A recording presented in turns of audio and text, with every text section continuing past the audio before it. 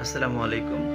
পিতামাতা সুস্থ, অসুস্থ যেমনই হোক না কেন, পিতামাতার বেঁচে থাকাই কিন্তু অনেক বড় ব্লেসিং। এটা সৃষ্টিকর্তার অনেক বড় আশীর্বাদ, যেটা আমরা হয়তো সবসময় সন্তানেরা বুঝতে পারি না। দেখেন, আপনি যে প্রফেশনের হন না কেন, আপনি চাকরি করেন, বিজনেস করেন, দিন শেষে অন্তত আপনি বাসায় ফিরে আপনার বৃদ্ধ মায়ের বা বৃদ্ধ বাবার মুখটা দেখতে পারেন।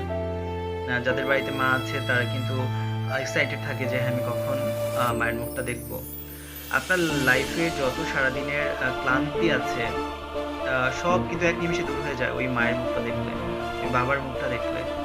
কিন্তু যাদের থাকে না, তারা কিন্তু একমাত্র তারাই উপলব্ধি করতে পারে যে তারা আসলে কাকে হারিয়েছে।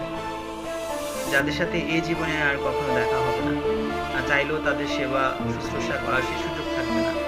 তাই যাদের পিতামাতা আছে এই রমজানে আমরা তাদের গুরুত্ব দিতে শিখি।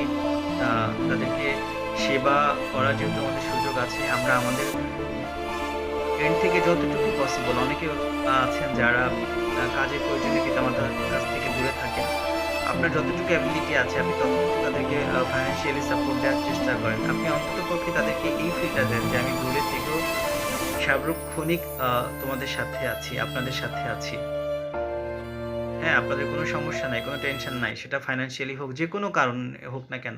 পিতামাতা যাতে টেনশন না করে, আমরা এতটুকু এনশিওর করার চেষ্টা করি। সর্বোপরি তাদেরকে রেসপেক্ট করার চেষ্টা করি। ধন্যবাদ।